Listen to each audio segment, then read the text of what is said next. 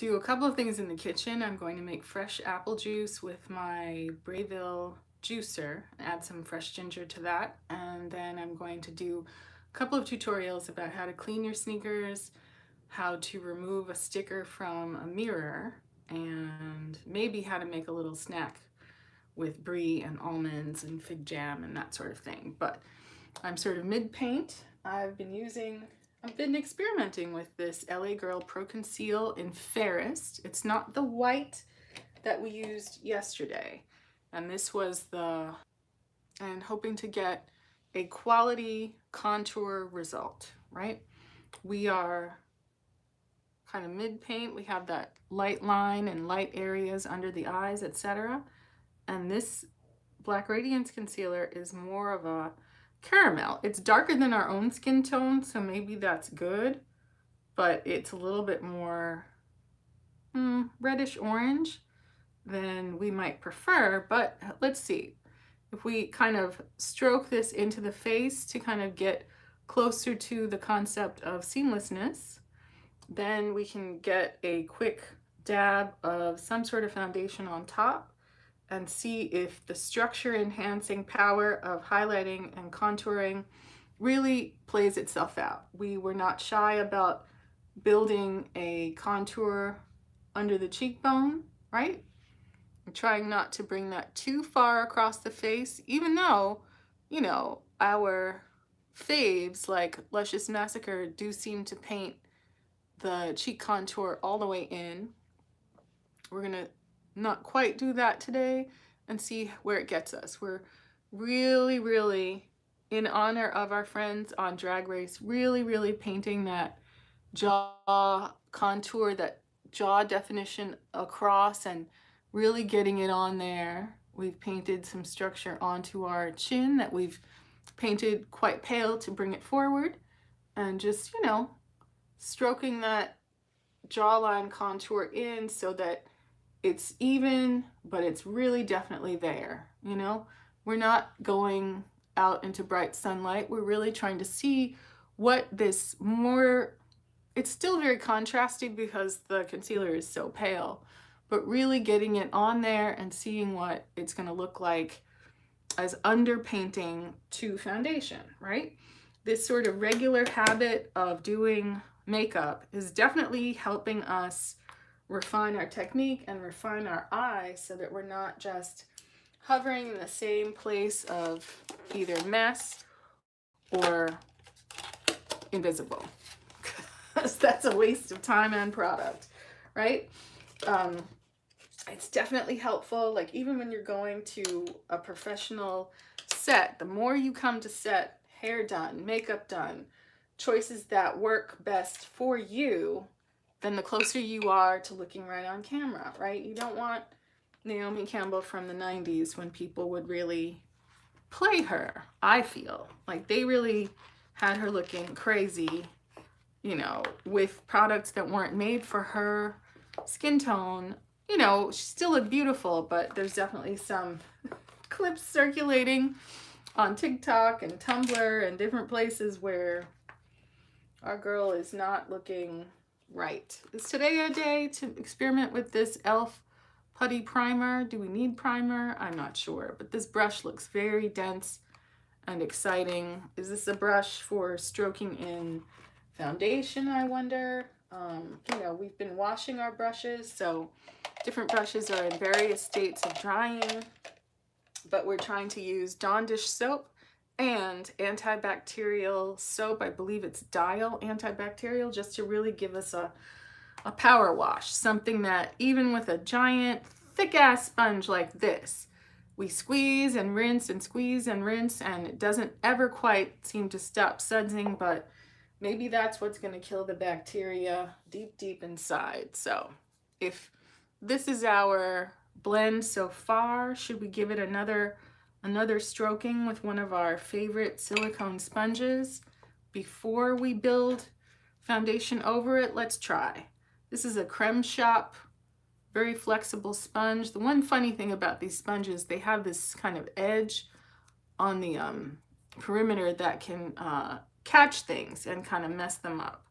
So we're trying to be careful of that. We see we've got a lash sort of sitting on the middle of our nose, but you know, it's that thin center line, even under foundation, that's going to give you the optical illusion of having, if not a thinner nose, then a more structured one. And I learned this when I got my makeup done in December for a professional photo shoot. I enjoyed doing that shoot, but as I keep saying, it did a number on my lashes, did a number on my actual fingernails. I can see the line of demarcation of where my nails were kind of ground down to make them rough to get the acrylics to sit on top.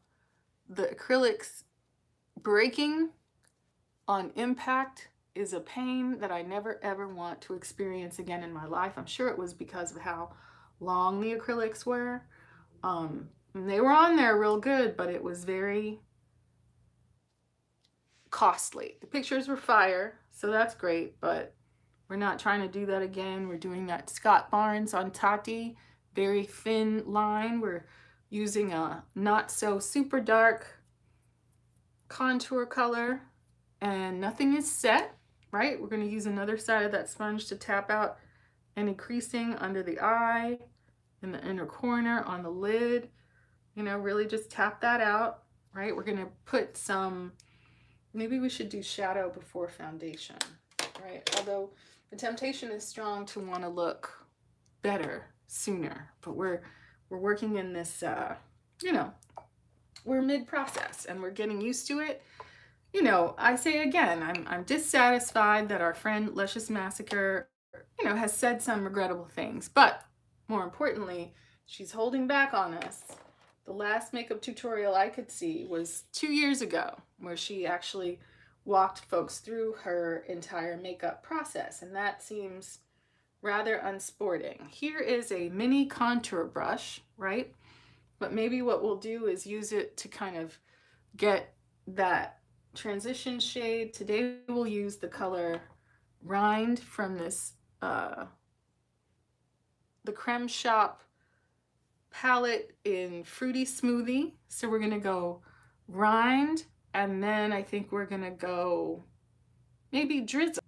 Shadow is working it into and across the crease, all the way into the nose bridge, and also creating a base for our shadows, right? Other side. And how are you doing this Saturday? What have you been up to? Is this an errand day? Is it an exercise day? Is it a paying bills day? I hope it's a healthy eating day and a reconnecting with, you know, people who are pleasant, who give you a good feeling, who update you on what's going on in the world. We just need some sort of slender brush, maybe this round one, to run the same color rind underneath our eyes, right? Let's give us a very good base for spreading that color on. You know, we're not a super mascara, super liner person, but you know, once our lashes recover from the devastation of glue-on lash extensions, maybe we will be. You know, I definitely counsel, when it comes to your hair or your skin or your lashes or your face, less activity and poking and pulling and chemicals is definitely more. So from here, I think we were going to experiment with peach as our crease color, right? We had used this brush earlier for our highlighting concealer. We still look highlight. We still see that contour, jaw, cheekbone, forehead, shrinking down that face to a small feminine size. Now we're going to use the same brush, the number 5 from BH Cosmetics. Twirl it in that peach color. I guess tap it off. That's what people do.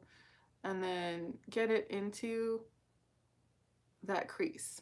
And just use the tip of the brush, hold it by its tip, and let's do an imaginary kind of shape going out toward that temple, right?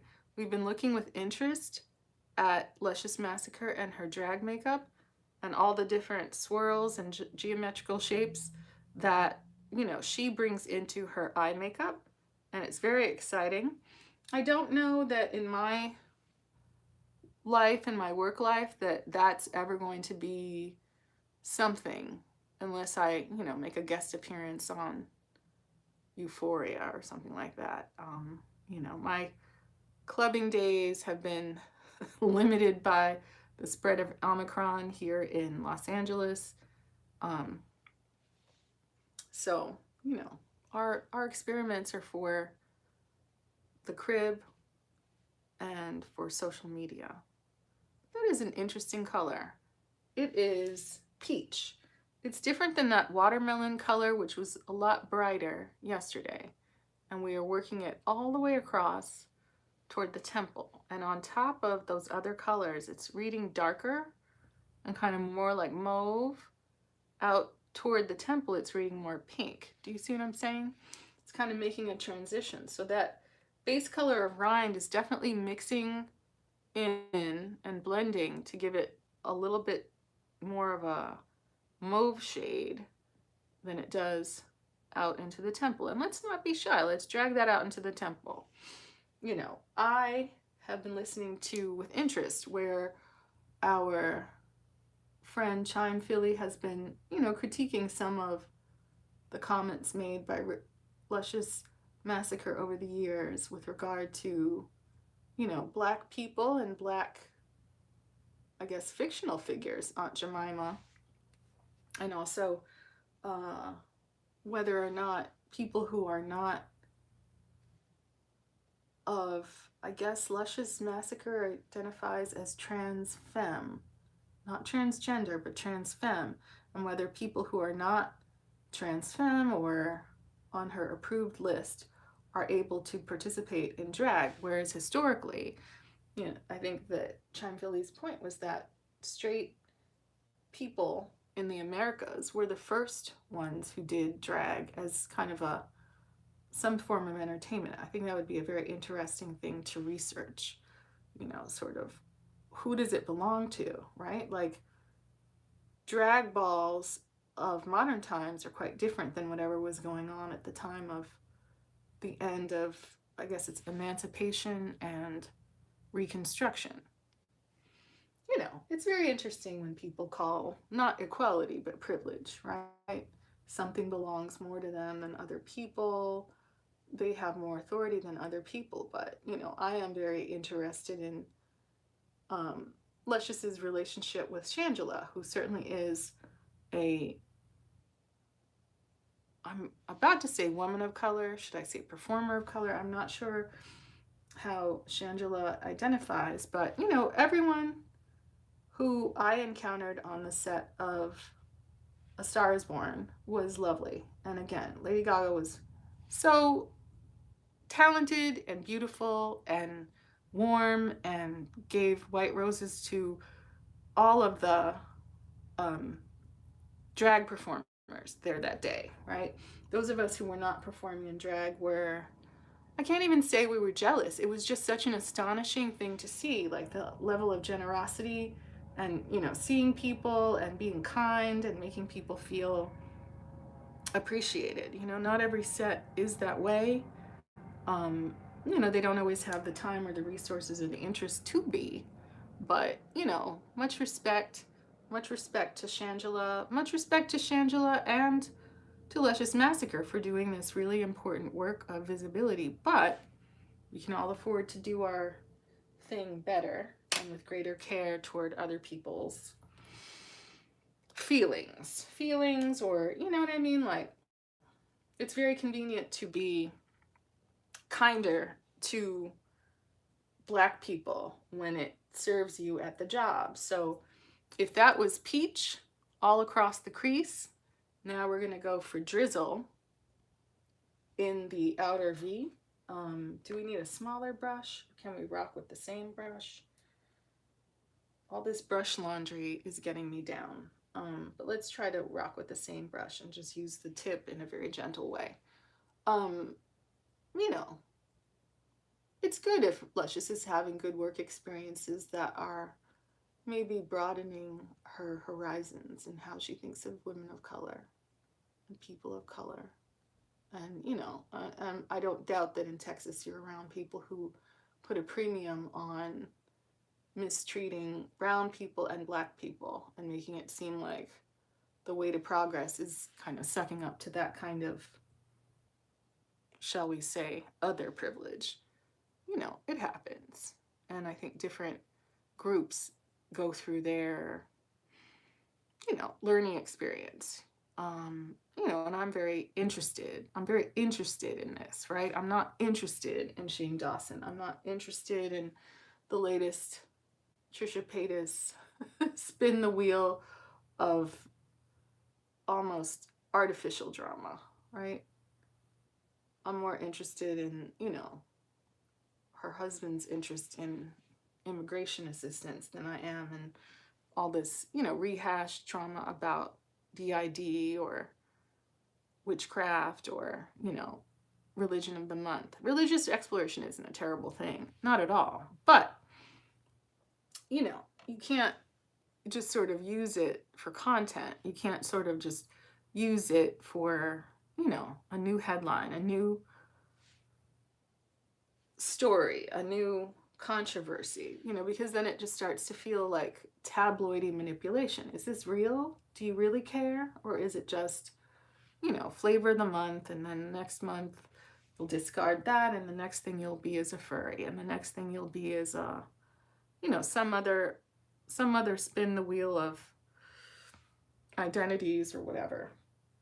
So this is pretty, but we're not necessarily getting the greatest color payoff. We're going in with this thin brush we used for contouring just to run this underneath the lash line.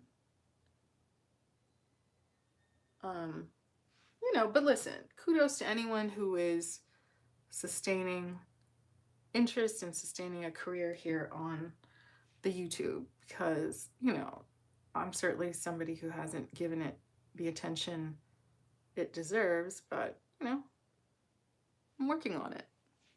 And that's all any of us can do. And, you know, to do it with an attitude of being supportive and an attitude of, you know, concern for all parties. You know, we need to be critical of people who want to, you know, get into these communities and not just explore them, but kind of exploit them. You know, is it time to pat a shimmer on the inner corner? This very exciting palette has this yellow pineapple color.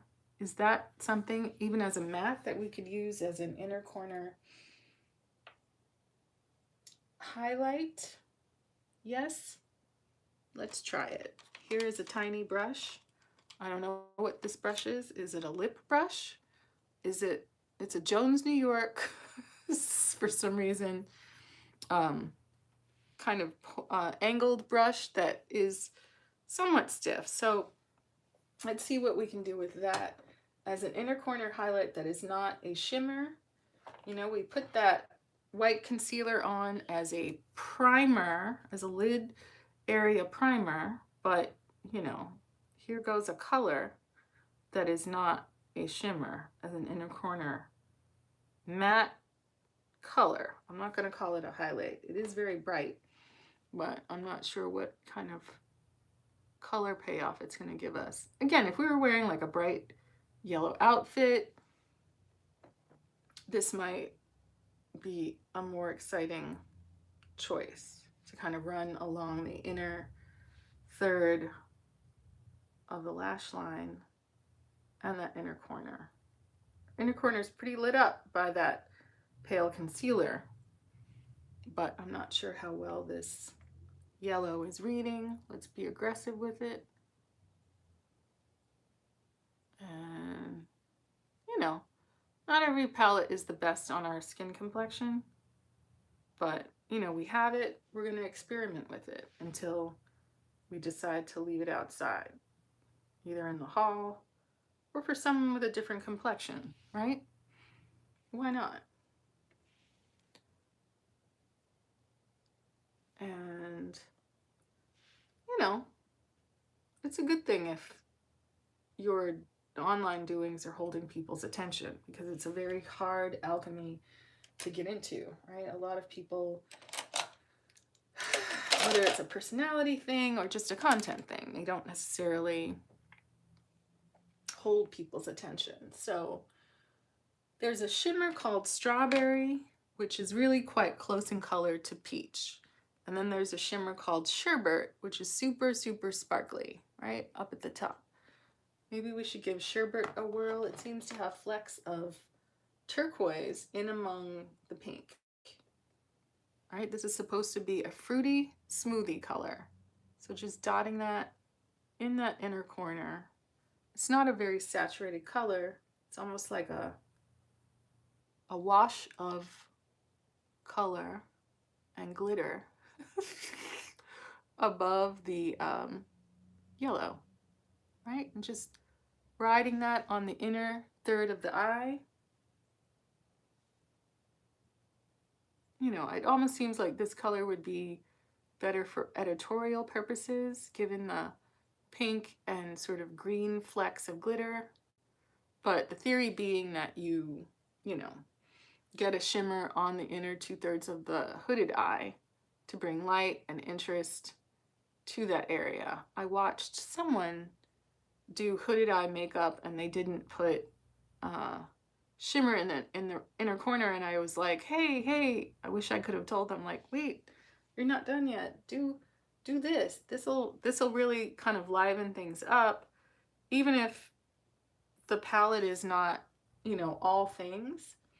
This palette by itself may not be all things, depending on how well you can see it in my camera, but you know, I'm not unhappy with the experiment, and I'm not unhappy with the experiment of this contour and highlight. Once we get our, you know, liquidy foundation on, I'm still experimenting with this Derma blend over underpainted contour and highlight. And this is very, very pretty, but it's not the most like saturated color. It's almost like a day at the beach, a day at the, you know, going out after a day at the beach. It's pretty. It's like a duochrome pop. I feel like we need a little bit more depth at the lash line. But yeah, we're just working with this Creme Shop Fruity Smoothie palette. Maybe let's get into a brown liner and see what's popping. Let's see, maybe a liquid liner will be better than, we tried to mess with some,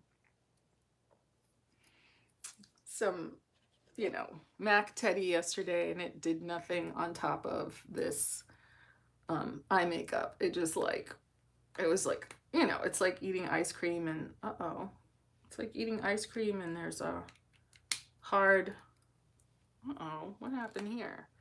Eating ice cream where there's a, where's the tip of this? Or do I have to turn it?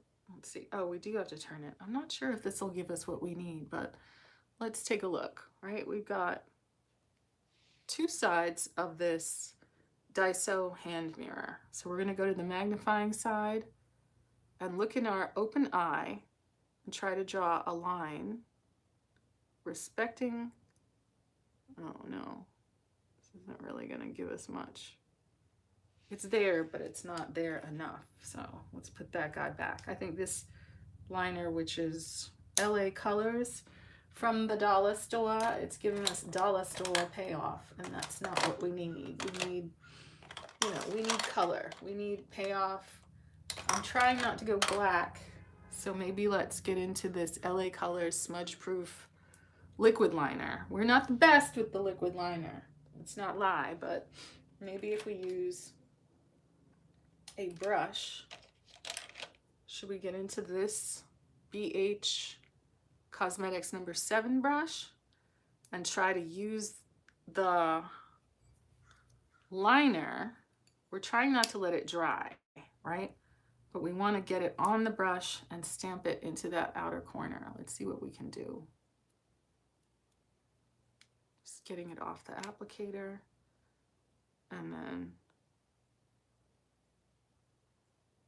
stamping that there. Not terrible, not great. It's brown. At least you can see it. Let's see. Let's do it again.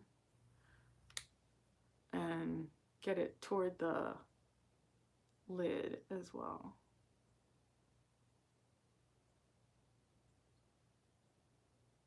Just so that we're getting color payoff, right? Liquid liner, right? Get it on the front tip of it.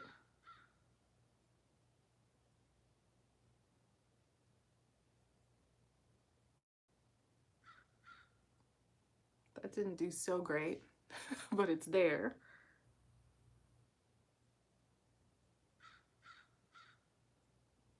The crow outside seems to be critical. We're trying to stamp it on the lash line without getting too crazy. Mr. Crow's like, oh no, it's not doing so hot.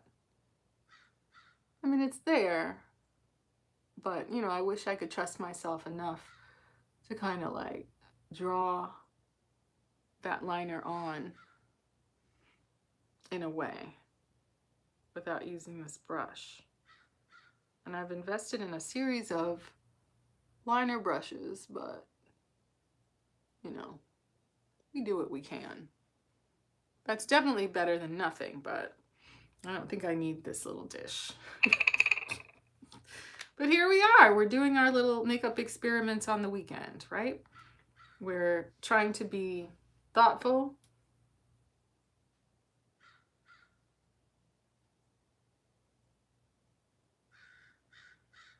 We're trying to entertain Mr. Crow. And then stamp that across the lash line very tightly.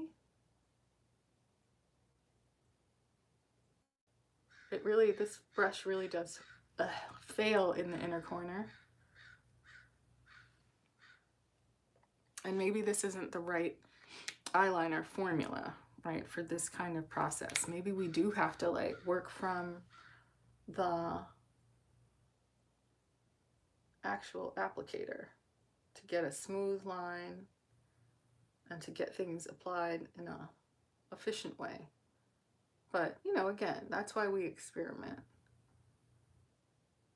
We do what we can. If it's not ideal, it's not ideal, right? We're not trying to work with a crayon or a pencil. We're trying liquid today. And it's given us this. This is not the best. We tried it with a little brown shadow from the palette and that did nothing. So let's see if we can get some length.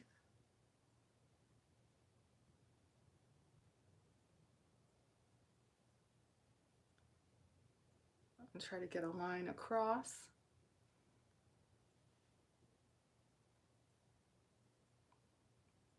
Thicken that up a little bit. It's better than it was. It's a little bit long, but it isn't violating the fold of our hooded eye, and that's the key. We're gonna try one more time with the inner corner, and we're gonna stop talking to do it.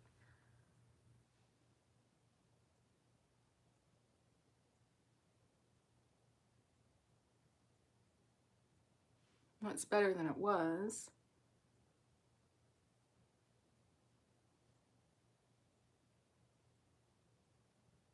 Other side, not ideal.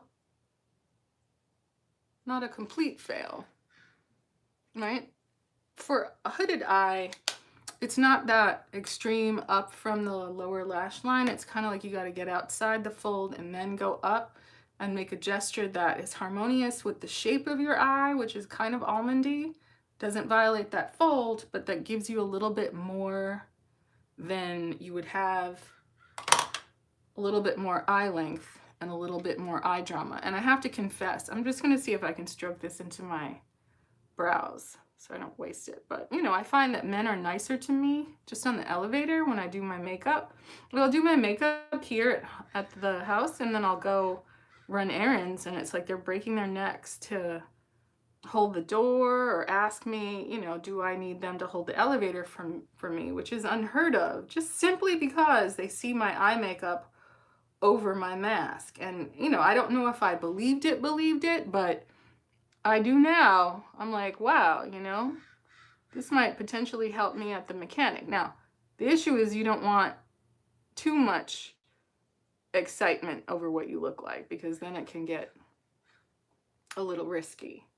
You know, I've had some colleagues who've been trying to invite me to come over to their house to eat, like, shall we say, slave food. It's like, why would I leave my house to eat something at your house that I could easily make myself, that isn't, like, in a way, it's not worth leaving my house to eat, right? If I wanted to just eat a boiled egg, that's not what it was. But, you know, if I wanted to eat a boiled egg, I just eat a boiled egg at my house. I don't need you to invite me over for that. What are you really inviting me over for? And there's been some other stuff, like, you know, trying to get me to, like, talk to people at work to smuggle information out of the job. And I don't want the information, so why should I bother? I'm fine. I suggest that he should be fine too. You know, like, you don't need me to do that. Some kind of stipple brush, or should we, I think stipple brush, so that we'll dampen that brush, right? We keep a little dish of water here by our makeup station, and then dab that off on the back of our hand. We get our, again, Dermablend leg and body makeup into this dish. I just kind of am in love with the formula and the color. Is it exactly right? I'm not sure, but we're gonna get it on top of this contour and highlight and underneath this eye makeup to see if it's gonna make us look, what? Prettier. That's the best that we can hope for. We use the magnifying side of this mirror, which unfortunately doesn't have the exciting leopard print, but here we go. You know, just a light application, working quickly so that it doesn't dry down too fast. Just blurring out that concealer highlight perimeter, creating some visual unity, and, you know, not making it so super obvious how painted we are. Trying not to get it on our lips, but, you know, recognizing that makeup is about layers, right? This makeup is very yellow, and, you know, bringing it up onto the ear, down onto the neck. We did paint that jaw. We painted that jaw. We're trying not to rub and stroke, but we're trying to dot that on and really look at how we are building a unified color over and sheerly over that contour and highlight, so that, you know, hopefully we're bringing all of this good makeup together and under the eye, around the nose, up the bridge of the nose. Just dance it all around and look at your blend. Look at if you see any obvious places where there's still just, you know, unblended makeup sitting. And the dampness of our brush lets us cheat a bit. You know, we'll see if not dampening the brush is a better move.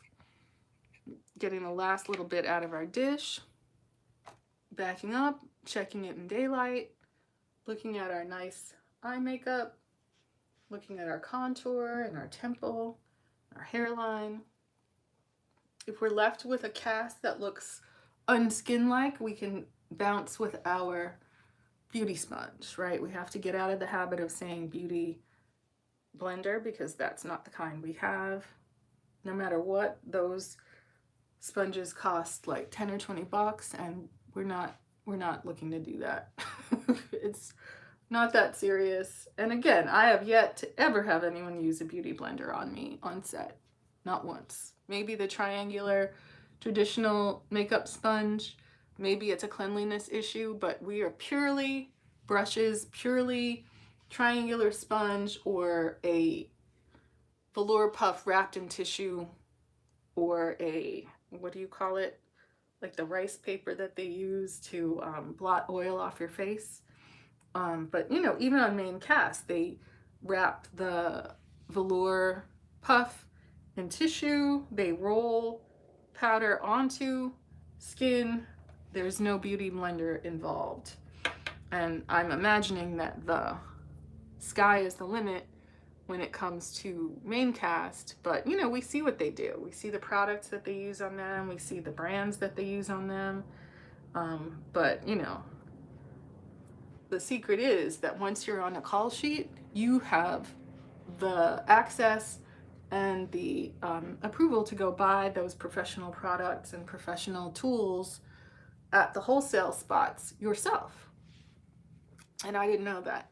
You know, I kind of balked at signing up for the artist discount at MAC, because it's like, well, how much MAC makeup do I buy, and how often do I wear makeup? I certainly, now that I'm trying to practice my technique on, you know, YouTube and wherever, I am more into doing makeup than I have been. And, you know, as I listen to people on Level Up channels talking about, you know, how people do treat you differently depending on your command of hair, makeup, and wardrobe. And I think, to me, it's true.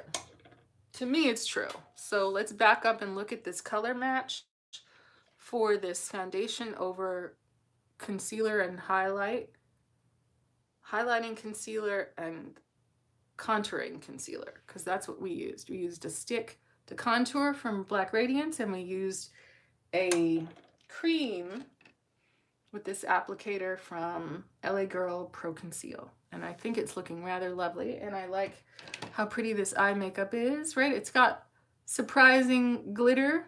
It's definitely got some pretty color. It's not the most sort of dark outer corner, but you know, this was the color story, right? So that brown was kind of the darkest color in the palette. You know, we're trying to stay within the confines of that palette. So from here, do we powder? Do we blush? I think we blush.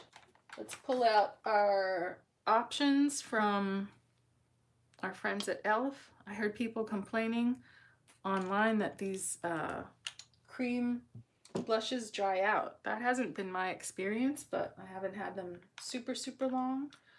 You know, that's disappointing if it's true. Let's see if we can work Mr. Creme Shop into this blush and get it into the blush places. It's getting in there. Get our trusty mirror and then dot that onto the blush places. This sponge doesn't really pick up enough product, but that's the life we're living right now. So at a high angle, right? This is a color called Turks and Caicos. Have you been to Turks and Caicos? I have not. I always read about Ashanti and other folks and different reality show people going to Turks and Caicos. But, you know, I don't know. Is it a good time to travel, or is it still a risky time to travel? Certainly we have enough to do, you know, here in Hollywood. There's plenty of work. There's lots of creative opportunities. We have to keep ourselves, you know, to Luscious Massacre's point, we have to keep ourselves mentally together. This is very challenging work to get involved in. We have to work with a lot of challenging personalities. Not everyone's rooting for us. You know, people will try to, you know, dress you down or insult you, whether that's about your size or your ethnicity or whatever, your skin tone. You're not, you know, whatever enough for them. You're not, you know, LGBT enough for them, for you to be able to do drag, or you're not, you know, whatever they are enough to do the job that they feel that they're entitled to. They feel like for all the, you know, sex favors they're giving out, that they should have more job opportunities than you. They try to make that a reality. You know, set life is a trip. It's worth it, but it's definitely a trip. And you kind of need your downtime to kind of, it's getting a little blush above the eyebrow arch and on the top of that forehead where the sun might hit.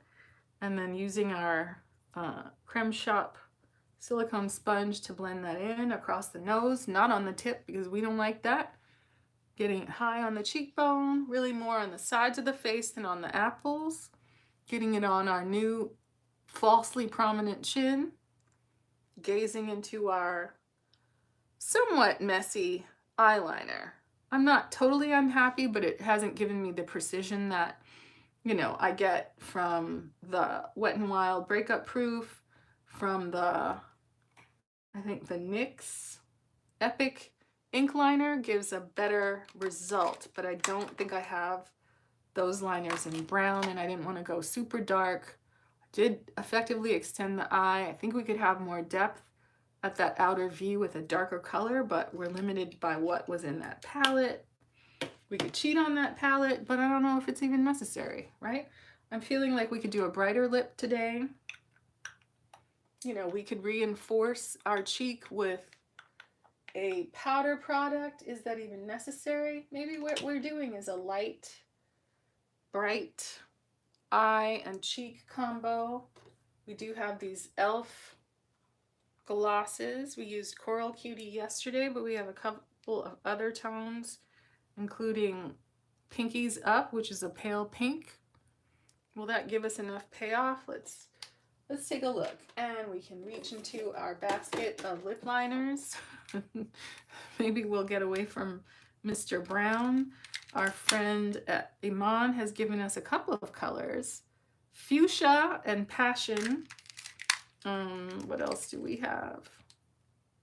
Sexy Pink. Maybe let's try a little Sexy Pink and see what that does. It might be a little too saturated for the color of this gloss, but we gonna try it because it's just makeup. This is my 99-cent camisole from our friends at Marshall's. Thought I'd give you something interesting to look at today as I do my makeup. And no, look. We'll clean up on aisle 7 and then just kissing that natural lip line. This is definitely pink. It's super sharp. Just giving us a little definition on the perimeter, right? Canceling out any foundation, highlighting concealer, crisping up that edge,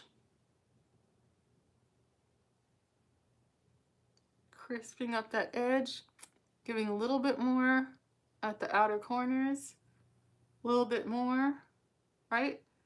It's not a super saturated color, but it is definitely a bright, and it'll be, I think, a very apparent layer underneath this pink gloss. So doing our Cupid's Bow X, line up the center, line up the sides to enhance the structure. I do like more sheer lip products, especially in daylight. Put that liner back. Whip out this.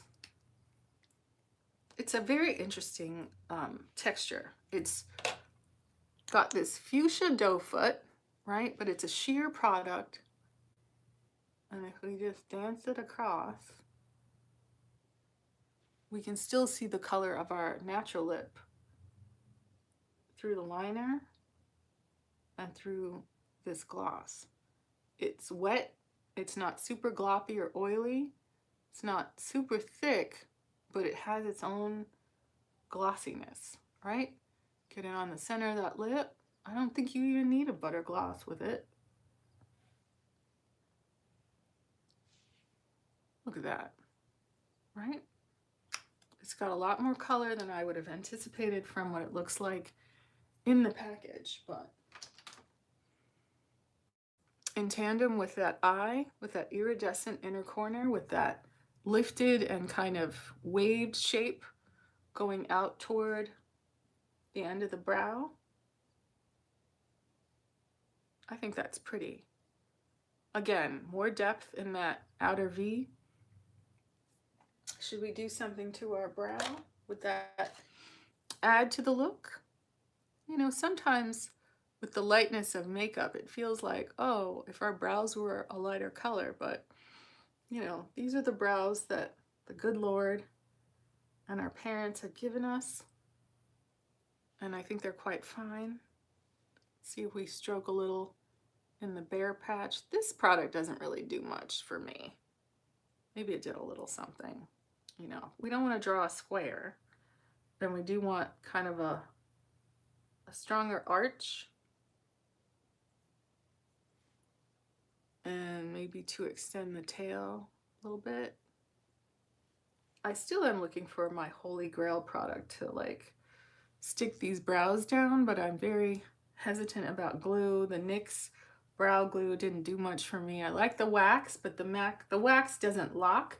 It's a little bit more mobile. I watch with interest the people talking about putting eyelash glue in their brows, and I don't like that idea given what I went through with my nails in glue and these lashes in glue. This Makeup Revolution London brow soap, you know, it kind of didn't do as well as just the pear soap. So in any case, this is our look.